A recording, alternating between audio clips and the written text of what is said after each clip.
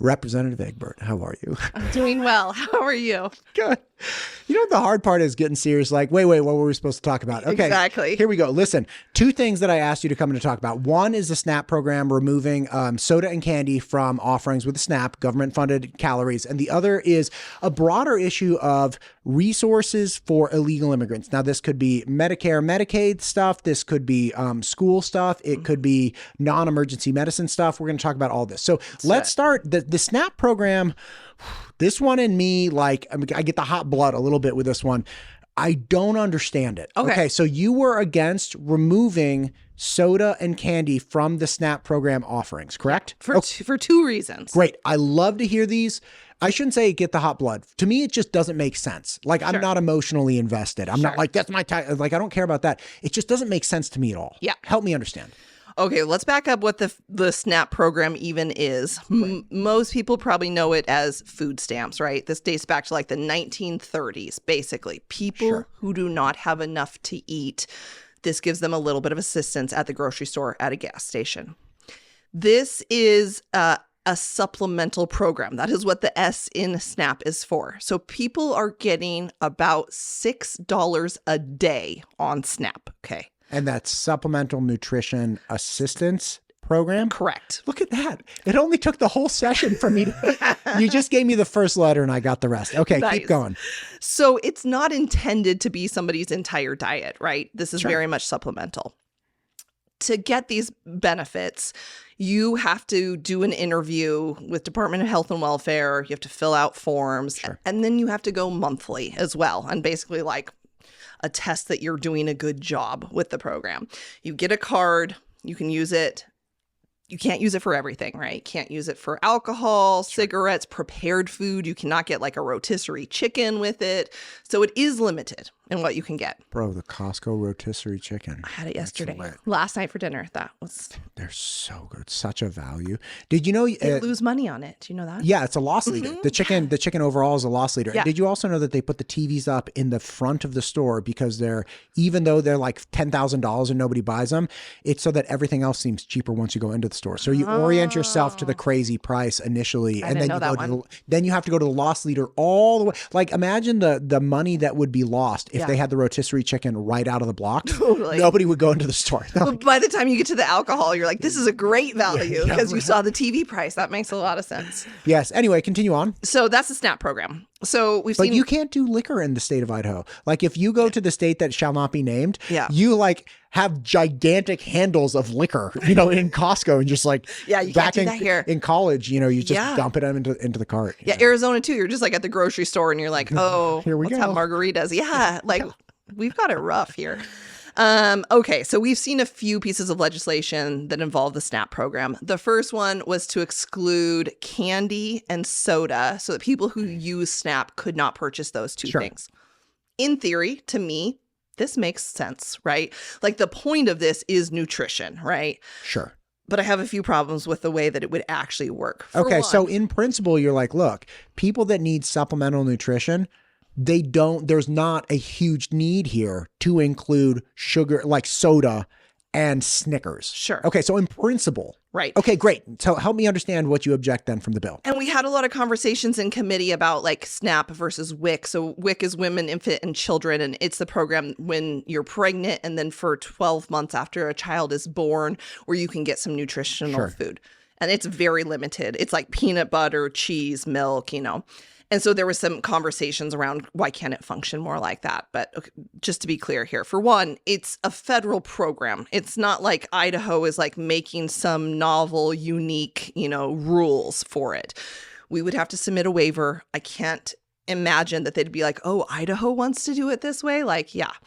So you're saying that the SNAP program does not lend itself to making Idaho making its own decisions. No federal program does. Right. So what all this bill is doing is saying, let's submit a waiver to the federal government. Now, if the federal government says, yeah, no, Idaho, we're not doing it that way, does that eliminate our SNAP program, or do we just continue on as we go? I think we'd continue on. Okay.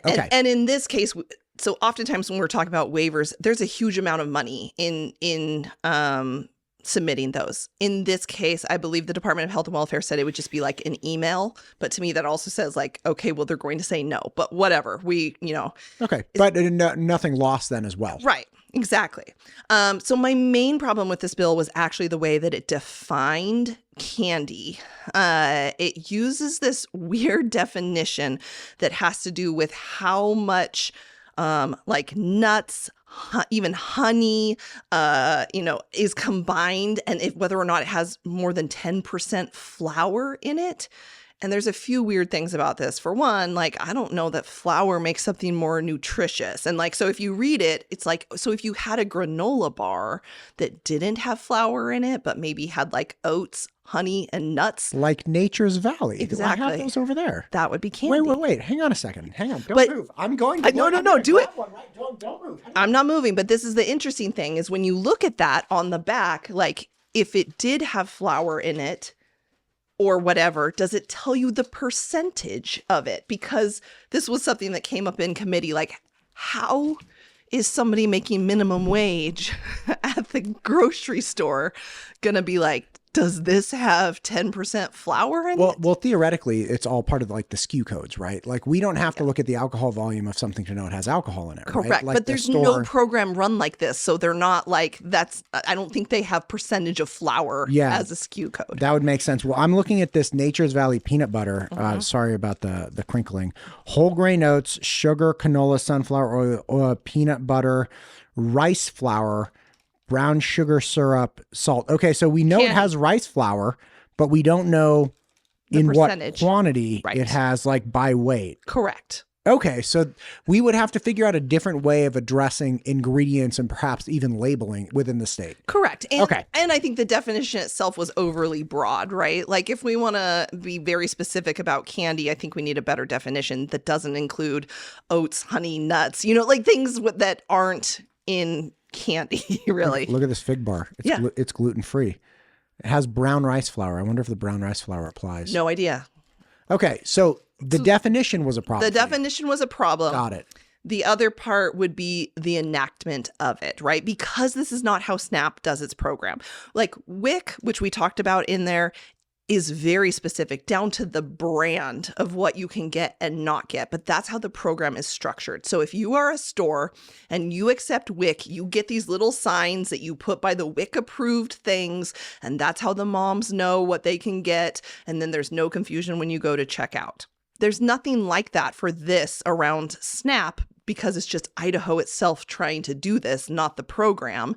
And so we're going to be leaving it up to these minimum wage folks, at the grocery store or gas station to enforce it. And they're going to be looking at everything that you're purchasing with your SNAP EBT card and saying yes or no. Okay, but naturally, we would not put the dependency on them looking at the ingredient of every single product. That was the answer that we were given of how it would be enforced. Well, okay. I have to imagine that even in existing in a free market system, if you tell me, and I'm a convenience store owner, I'm like, all right, shoot, this new thing. I can either have Matt, the dum-dum, not a dum-dum. I call myself a dum-dum. Somebody who works at the counter at a convenience store is not a dum-dum. No. But the dude working the counter, let's say I'm working the counter. Yeah. I could have me sitting there reading labels like one at a time, or I would set up a system for my products that I understand would comply with this thing, because I know every single product coming in my store. I know every single product going out of my store, and I would presumably be able to systematize it, because if I don't, the convenience store next door is going to pump people through way faster and have way lower labor costs. But how would you do it based on a percentage of flour? Call the manufacturer. For every product in your store? No. See, it's not doable. And herein comes. We tell Nature's Valley, it's like, listen, you want to sell Nature's Valley in the state of Idaho? You better provide me with, by volume, these ingredients. And then we get a list of 5,000 products, and we have SKU numbers, and we update everybody's. Listen, we have robots catching rockets. We could iron this one out. And I say that as somebody who has no experience in the grocery business. Correct. Correct. And what is actually going to happen is that people are just going to stop taking SNAP, because you don't have to take SNAP, right? And if it becomes this big of a hassle that you have to set up a system to even be able to accept it, are you going to do it? I would say no. So when you say people, okay, hang on. People's ambiguous. Okay, so what you're saying is grocery store owners or the providers are going to stop accepting the SNAP program. Correct. As opposed when people are like, people stop signing up. It's like, no, somebody who needs food assistance isn't going to stop signing up because you can't get candy bars. No, see, this is the problem. People don't speak clearly. Sorry. Okay, so the concern is like Medicare and Medicaid or like Section 8, right? There's a bureaucratic process wrapped around these things, and some people articulate that, perhaps a reimbursement and all of these things are flawed, and so they choose not to take these government programs. That when they choose, it means the landlord or the whoever. Yep. And you're saying the same thing for this, which is, look, the convenience, like Matt's convenience store, I'm like, I don't have time for this.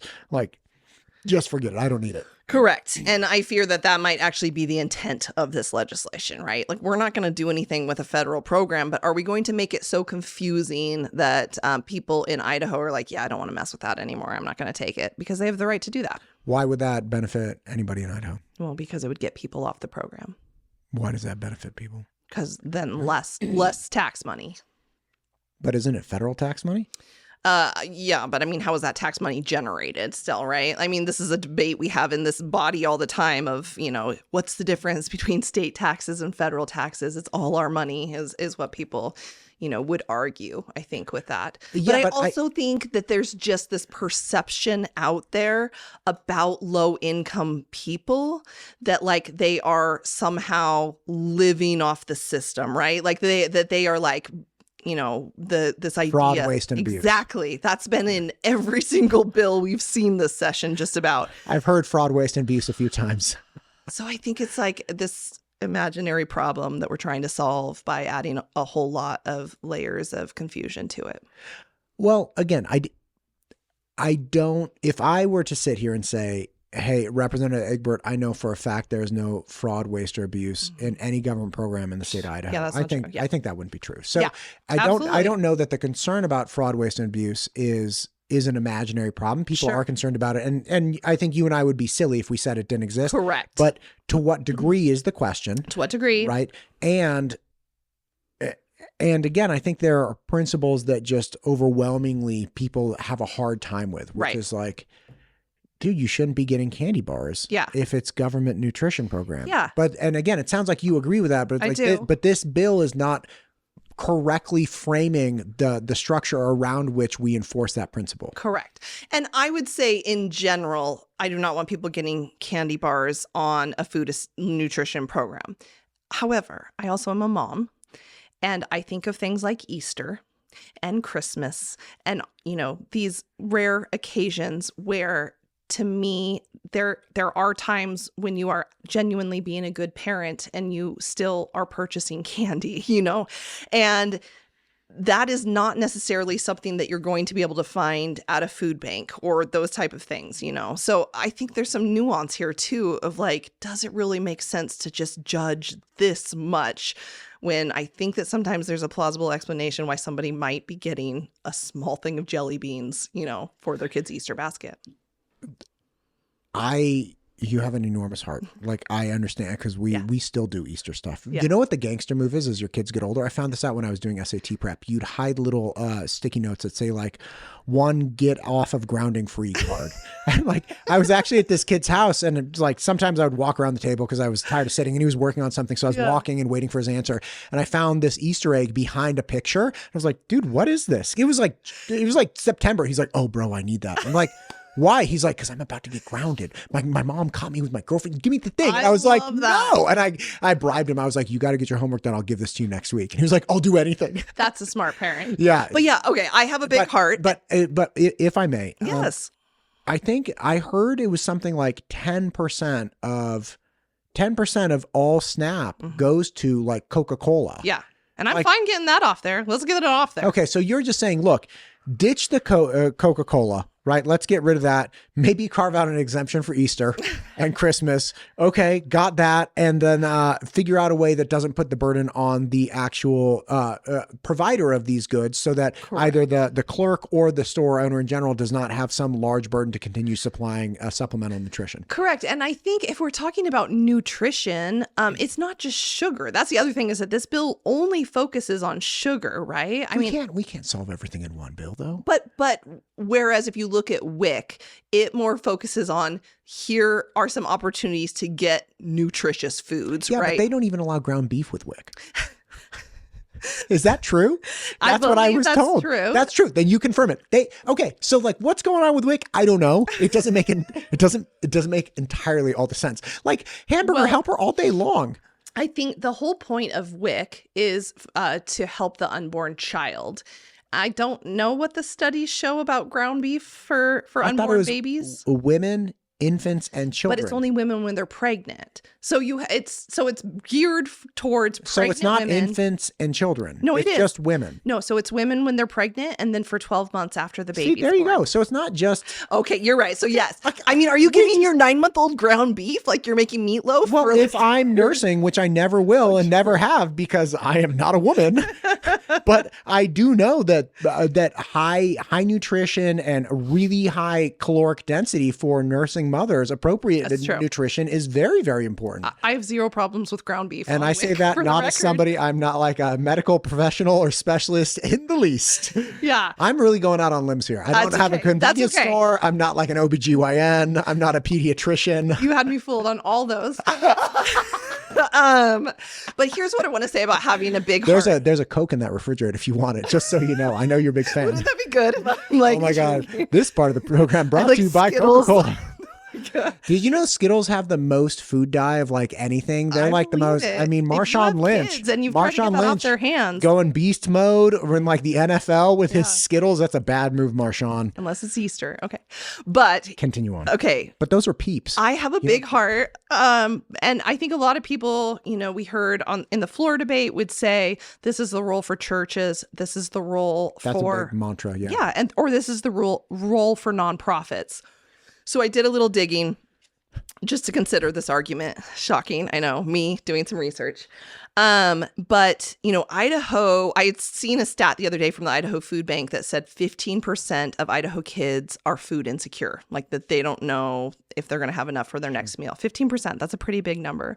So I was looking at it by county. And for example, like Shoshone County has 16.5% food insecurity across their county. Yeah, 16.5%. That's huge.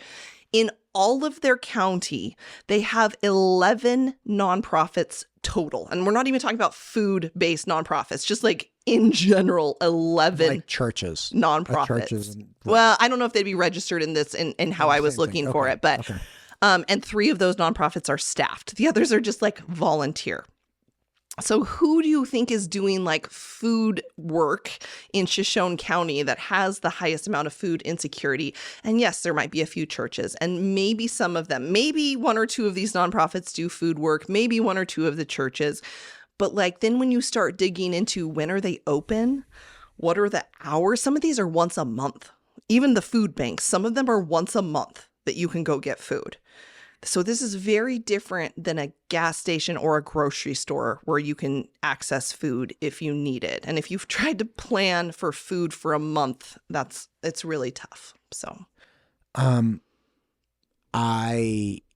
this hits me hard. Mm-hmm. I understand as a younger person, like my pantries, and my wife and I both had experience with hunger when we were younger, and our pantry, like we know this of ourselves. And you're like, when you find out a little quirk about yourself, you're like, oh, that's funny because that's you. And that's more you than you think you. So like we have 3 refrigerators, and like our pantry is just overflowing with food. And you can't even, when you got that sliding bottom freezer and you can't even shut it, you're like kicking it shut. So I have a great appreciation for that. I do know people that argue against this example. Generally say there are not enough nonprofits and food pantries because the government has come in. that is the thing that actually decreased the prevalence and value of community-based organizations. Yeah. Because the government took over that role. I don't know if that's true or not. I just know that's what people say. Yeah, I don't know if it is either. I mean, I would suspect it that could all be true. Yeah, I suspect that there's honestly no way we would know unless we dismantle one, but that's very dangerous if we don't have the other built up in these areas, right? Like, do you think that they're going to get an infrastructure overnight if suddenly we're ceasing benefits to certain people that can instantly feed all these different, individuals that were being fed or who had, SNAP before or one of the other programs? I don't see how that could happen. And I hear you. It's important to my heart as well, especially when we're talking about kids. And, my house is very much the same. I am the Costco mom that is filling the cart, not for my own kids, but for everybody else who comes over after school. Because I think once you know that, it just doesn't leave you. So if we have an area that honestly has that robust of a church system and food bank system, do you really think that people are going to be going to monthly appointments to get SNAP and that they're going to be going through all of that paperwork if they could get food another way? I suspect they wouldn't. There is a ton of oversight that goes with it, right? And you have to be making a very minimal amount of money. I believe it's about $33,000 a year for a family of 3. That's the cutoff, right? So we're not talking about people that just for convenience are like, oh, I could save a few bucks. I could save $6 a day if I got on SNAP. We're talking about very low income folks here. Can I ask you something? Yeah. When we start talking about kids like this, it's really hard, man. Yeah. And I do work with law enforcement people, and I see pictures of kids living in tents out in a field, and things of that nature. And I also had this great conversation with Phil Gore, Phil Gore is the chief learning officer for Idaho School Boards Association. Really brilliant guy, Dr. Phil Gore, Dr. Phil, right? And memorable. Yeah, right. He had a value proposition for public education that blew me away, because he said, look, if you're 65, and especially with the school choice that's come around, one of the principles and pillars of that argument was the money should follow the kid because, you're paying it and you should get the benefit for it. And immediately on the heels of that are, okay, I never had kids. Where's the money following me? Right. Or I've already had my kids, I educated them out of state, or I paid for their private school. Where's my money following me because I'm 65? And his immediate point was, this is a public good. And I'm well, that doesn't mean a lot to people these days. Right. We have to change the way we do that. He said, well, look, understand this then. It's a public good, but it's an individual good for you, because if you're 60 right now and we raise a bunch of kids that turn 18 in 18 years and you're 78, and those kids do not have a robust and successful, relevant public education system, they will rob from you, they will be prostitutes on your street corner, and they will sell drugs to your neighbors. Because in the absence of marketable skills or relevant skills, we will have more losers. Absolutely. And that has been weighing so hard on me lately, just in my private life, wondering how do we arm more Idahoans with more relevance and more to offer the world for the betterment of their children? And the idea that, I've heard this from representatives recently, we need to get parents to parent. It's okay, I understand that. But we also find ourselves in a unique time where there's at least some degree of people not doing well that also happen to be having kids. Right. And those kids are suffering. And we're going to perpetuate this cycle. What do we do in Idaho to fight this? Absolutely. Is it even our role? I mean, I want fewer children in Idaho suffering. Yep. Right. I want fewer adults in Idaho with nothing to offer Idaho. Yep.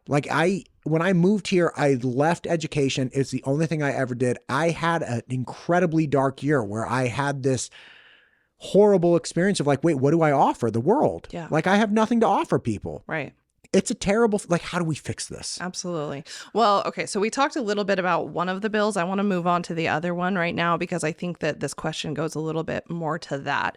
So we talked about the bill where they wanted to eliminate candy and soda from the SNAP program. We've actually talked about SNAP a lot. There also was a bill that didn't get a hearing that wanted to put your picture on your SNAP card, to prevent fraud and abuse. Yep. And again, in theory, it's like, okay, sure. But then come to find out, SNAP cards, so food stamp benefits, are given to a family. They're not given to an individual in that family. So mom or dad goes down and applies for the whole family. Sure. It's all loaded on their card. So are you going to do like a family photo, of like all of you on the card? It just doesn't work, right? Because you could be truly giving it to another family member in your household that could use it. Okay. So we've had this conversation then, and then this bill comes up that wants to remove public benefits from folks who are here undocumented in Idaho. And I think this goes to kind of your bigger question of like, what do we do, right? And the argument for it is that it would be a deterrent to people who come here illegally to Idaho. As if like they're like surfing the internet and they're like, where can I get the most? I don't believe that's why people come to Idaho illegally. In my experience, they're usually here for a job. They are brought here. But that's the argument, right?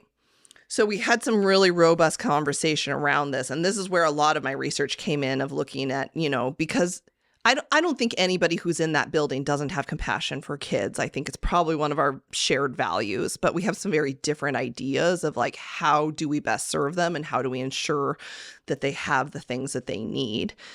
And some people believe that that is the role of churches and nonprofits. And that is their only argument, is that it's not the role of government, right? And so that's where a lot of this conversation came in, and a lot of my kind of digging came in as well, of like, this isn't our job. This is somebody else's job. But I don't know about you. I've seen that argument backfire so many times in life when people are saying, this isn't my job, somebody else needs to do it, right? And for me, this is the most important issue. This bill specifically that's trying to take away benefits from undocumented immigrants is targeting pregnant women, and it's targeting children. Those are the things that are stricken from this, right? How do you mean? How specifically? It strikes out right now in Idaho. If you are here illegally, you cannot apply for Medicaid. There's no Medicaid. Okay. Which is fine. But there are some exceptions to when you could get public benefits if you are here without documentation in Idaho. Those exceptions have to do with communicable diseases. So, for example, we will vaccinate you for measles and not ask you for your documentation because that serves us well in a number of areas. Yeah, right. Exactly. Do you know the argument for getting the mumps vaccine? Do you know the individual value proposition for mumps? No. Okay. So you get uncomfortable. I think you get a rash and a fever, but boys can go sterile. Oh is right. We don't even know. We don't know these diseases, why we developed the vaccines, why they were so bad. Yeah. But nobody told me that. I found this out recently. I have doctors in all the time, and it's like, wait, nobody told me that. Like, I understand the value proposition now very clearly. Like, if I'm having another kid and it's a boy, I'm like, oh, and he can go sterile. Okay, I know what my position would be at this point. But like, why aren't we helping people understand that? I'm rethinking my position on vaccines because there are some folks that I think could benefit from the mumps. So yeah, okay. It's like. That you're took a minute. Terrible. You're almost as bad as I am. I know, that took a minute.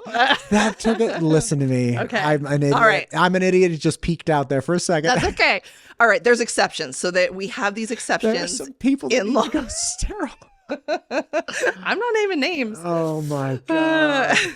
Keep going. But that's one of them, communicable diseases. And then there's an exception for women who are pregnant. And I think this makes a lot of sense because the baby is going to be a citizen, right? Like we have birthright citizenship here in the United States. So that baby, when it's born, regardless of the mother's immigration status, is going to be a citizen of Idaho.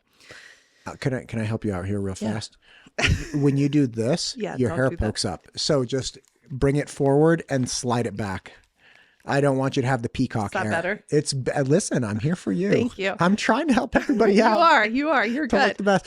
So pregnant that women. makes and if we believe that life begins in inception, then Correct. that mother, here illegally or not, is carrying a U.S. citizen. Correct. Okay, and so then that principle makes a whole lot of sense if applied Right. a broad spectrum. Agreed.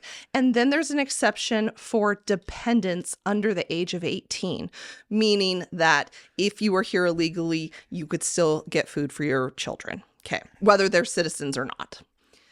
This bill strikes out those exceptions. So you can no longer vaccinate or treat for communicable diseases. Which puts your community further at risk for communicable diseases. Correct. Okay, understood. You can no longer give public benefits to a pregnant woman. Even though she's pregnant with theoretically a U.S. citizen. Correct. Okay. And it strikes out that you can no longer give benefits to dependents.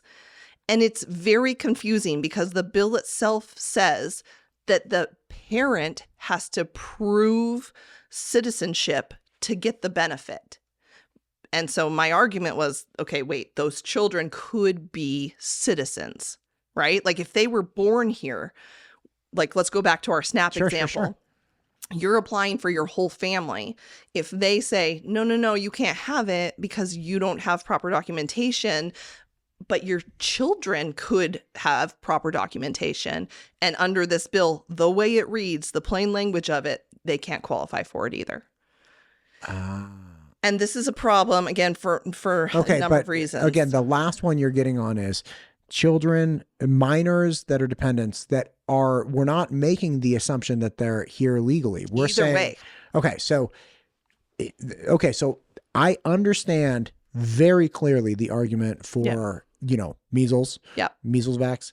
Okay, I understand very clearly the argument for that's a U.S. citizen in your belly if you think life begins in inception. Okay, great. Yep. Help me understand the individual value proposition for the U.S. citizen for, and again, I'm not trying to be cold-hearted. I'm just trying to flush this out. Do you have an analogous value prop for giving benefits to minors that were brought here by their parents or otherwise? Yeah, I mean, I think there is an economic benefit actually for like every $1 of SNAP or something. There is like an economic benefit, right? Again, the parents are here most likely working. They're most likely paying sales tax and, property tax in some form. I mean, there is an economic value to it, but I think more than anything, it's also just, are we going to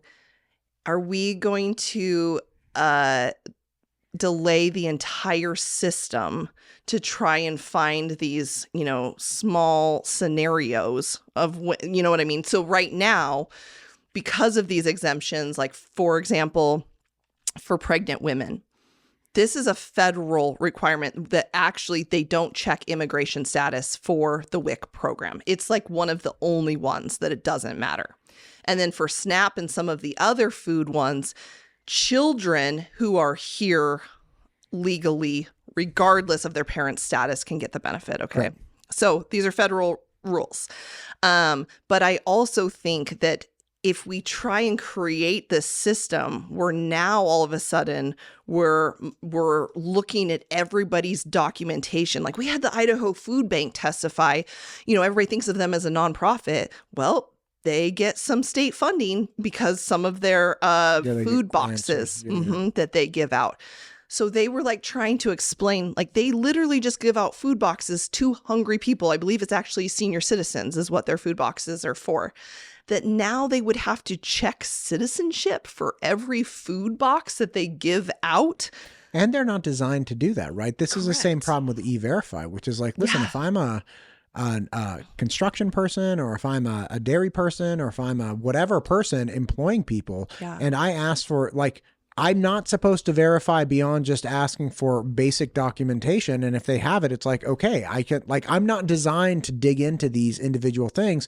And I have to imagine even from a worse position, it's like, I'm just a volunteer at this food bank and you want me to start verifying citizenship. Like that's not in my purview. Like I don't even have the mechanisms in place to do this. And what's going to actually happen is we're going to have to turn away citizens because like, oh, they didn't bring their social security card or birth certificate, you know, to get their food box. So your question was like, what do we do about this? And I think, well, could I say one thing in particular? You know that movie Aladdin? Yeah. Disney movie, right? Yeah. We see Aladdin as this like adolescent dude running around just stealing stuff. Right? Like that's Apu and like him, and they're like stealing apples, going through the food, and they're like try to chop off his hand and stuff. And it's like, one step ahead of the line. You know, anyway, that's I like that movie a lot, obviously, but I think you also have to look at the standpoint, like say you have a 10-year-old who's here illegally and the parents are here illegally. Okay. The 10-year-old likely didn't bring him or herself here. Correct. Right. And in the absence of the capacity to even work. So first off, so say the kid's hungry. What are the options, right? Child labor. Are we going to start putting the kid to work at 10 in the fields? Exactly. Like that's not a great option. Right. That leads to like, do we want 10-year-olds like stealing for their life, like Aladdin style? Yeah. Right. Like they don't have options to fix these things. Can the kid just go home? Yeah. Kid's 10. Yeah. Kid's not walking back to like, let's say Mexico. Like kid's not going back to Mexico. Yeah. So here you have a human, right? Not a U.S. citizen, but somebody that is beholden to these adults that doesn't have the capacity to fix his or her situation. Correct. And obviously if you extend this into like, we're going to check citizenship when we're dealing with schools as well. It's like, okay, so now this person is living here. They don't have control over their life and their living situation. Yeah. They're not receiving an education and they're hungry. Yep. Like that's a bad position for anybody, regardless of citizenship, to be in our communities. Correct. Because those people become desperate, and desperate individuals within our communities are bad. Now, the argument is always made, which is like, well, people can self-deport. Not if you're a kid. You're not walking from Idaho to the border. Absolutely. Like you can't self-deport. And again, that leads to, 10-year-old fine. 14-year-old can do some damage. That's when you start getting breaking and entering. That's when you start getting real problems. Absolutely. So I could see that argument, which is like, hey, this person doesn't have the capacity or personal agency to resolve this life struggle. Right. And I think that all of this, 100% yes, goes back to your question of what do we do about it? We've already been doing it, right? We've had these programs since like the 1930s for a reason, because we recognize that like people have to have food, right? Like let's go back to the hierarchy of needs. Like there are some people, especially children, who have no other way to get food. They have to be fed. So we have these programs. They have checks and balances. Maybe there is some abuse and fraud, going on. Of course, I believe it. Sure. As we said, it's in everything. And what I also believe is maybe it was heightened during the pandemic because we had more people needing these benefits than ever before. They didn't know about them, right? Because they weren't the people that normally necessarily had them before that time. But I don't think that we have to like dismantle the entire system. Like, let's figure out, is there abuse and fraud happening? First of all, the scale. Like, let's look at what is the actual problem. And then if we need to, let's put in some safeguards. But let's not completely like dismantle the system that's going to cause us to stop feeding hungry children when we've had this solution for a long time. Representative Egbert, I appreciate you. We have definitely run over the time that I think we are anticipating. Yep. And I try to be sensitive to that. I really appreciate you making the time on Friday, especially when you have other things to do. Is there anything you'd like to say here at the end? Make my face look skinny on the picture, please. You know what? I'm going to do that. Thank you. I'm going to do that. Thank you. Don't you worry. Thank you for coming in. Let's do this again. Let's.